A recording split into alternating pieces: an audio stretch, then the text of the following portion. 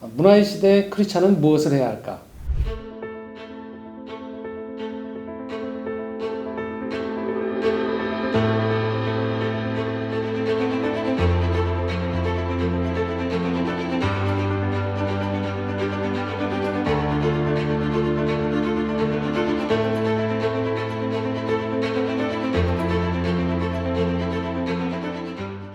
이제 두 번째 이야기 좀 나누려고 하는데 콘텐츠에 대한 이야기를 좀 하고 있는데요. 최근 들어서의 콘텐츠의 트렌드 중에 하나가 이 복수에 대한 얘기가 많이 나오는 것 같아요. 네, 맞아요. 특히 한국 드라마는 복수국 전성시대라고 해도 될 만큼 많아졌죠. 전성시대? 네. 그러니까 뭐 더글로리라는 드라마, 그리고 최근에 재벌집 막내 아들, 이제 두 드라마는 아주 폭발적인 인기가 있었고, 모범택시라는 드라마도 그렇고요. 다 이제 권선징악. 우리가 사실 이 내러티브 자체는, 이 플롯 자체는 굉장히 올드한 플롯이거든요. 복수에 대한 플롯은. 근데 그게 다시 재유행을 했다라고 표현할 만큼. 그리고 되게 어떻게 보면 되게 심플하게 권선징악이다. 주제가. 복수란 주제는 분명히 대중문화에 있긴 있죠, 늘.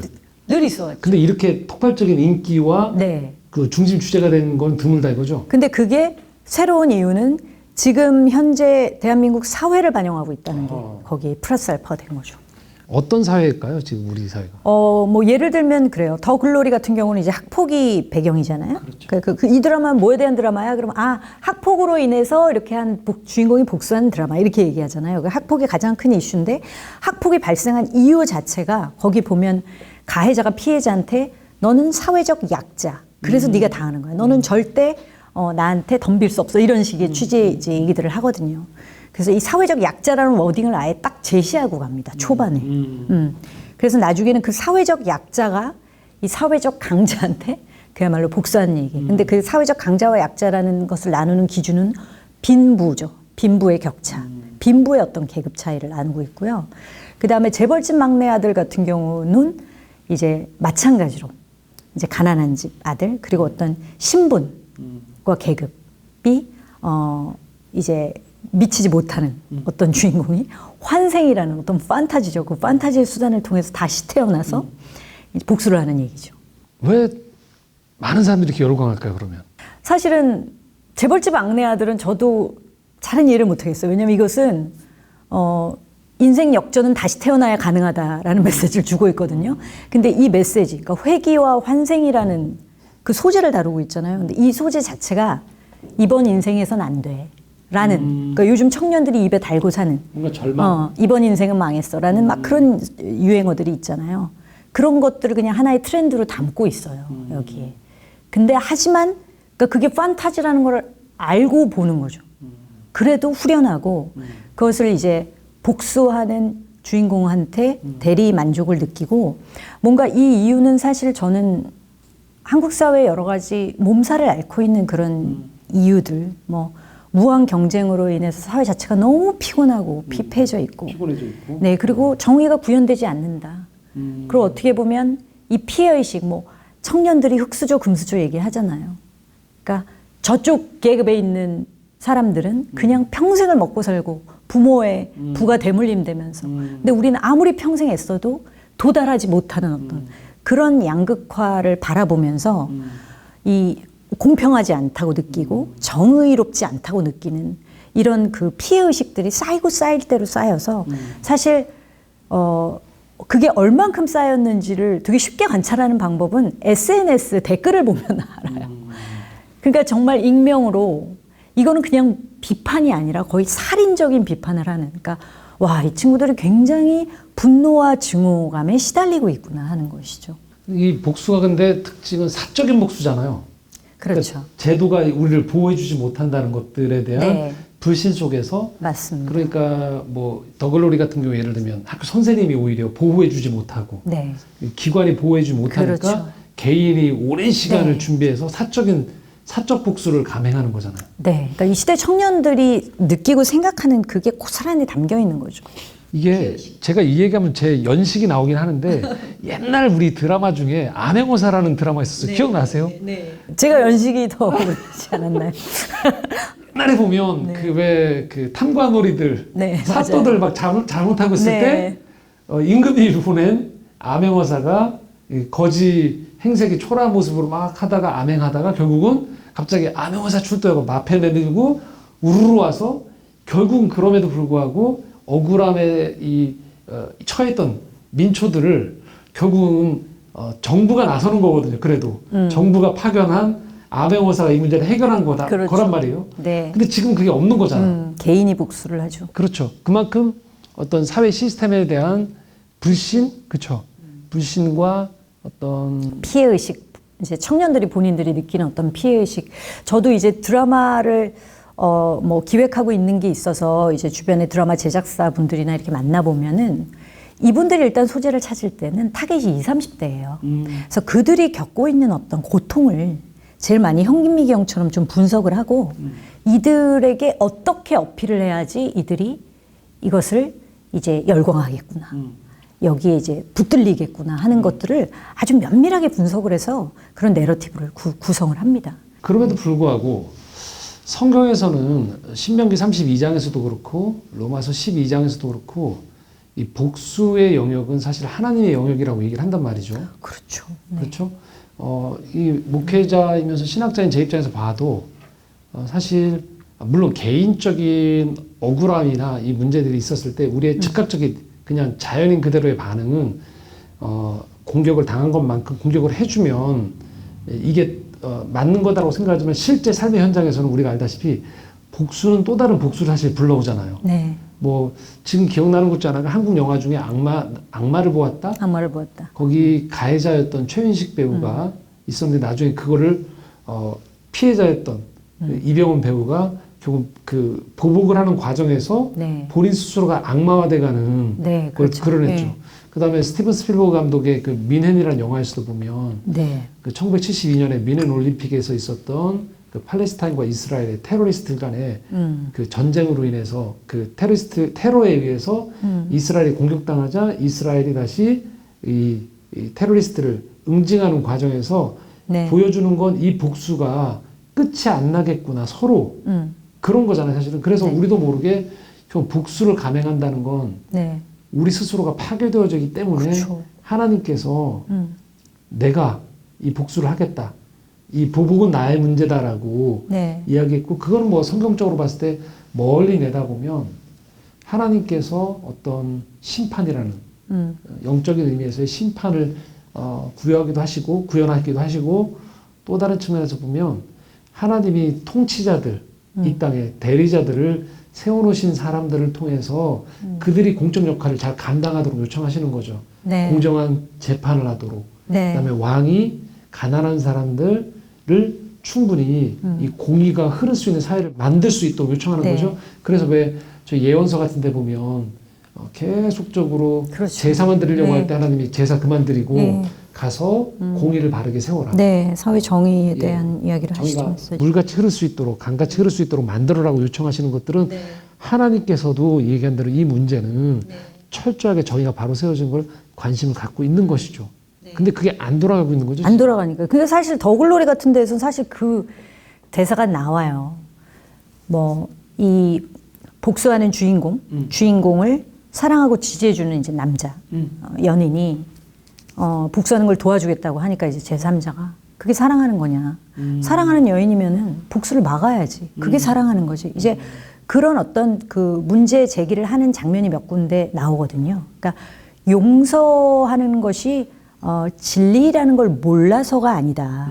그런데 이게 이 사회가 내가 이 사람을 용서하면 사회가 이 사람을 심판해 주든지 그렇죠. 네, 어떤 정의가 실현된 어떤 베이스 안에서 내가 용서를 하고 어떤 신의 심판에 맡기든지 이럴 수 있는데 그게 이제 완전히 망가져버린 정의가 망가져버렸다고 생각을 하니까 이제 그렇게 하지 못한다. 이제 이런 취지의 말들이 나오거든요.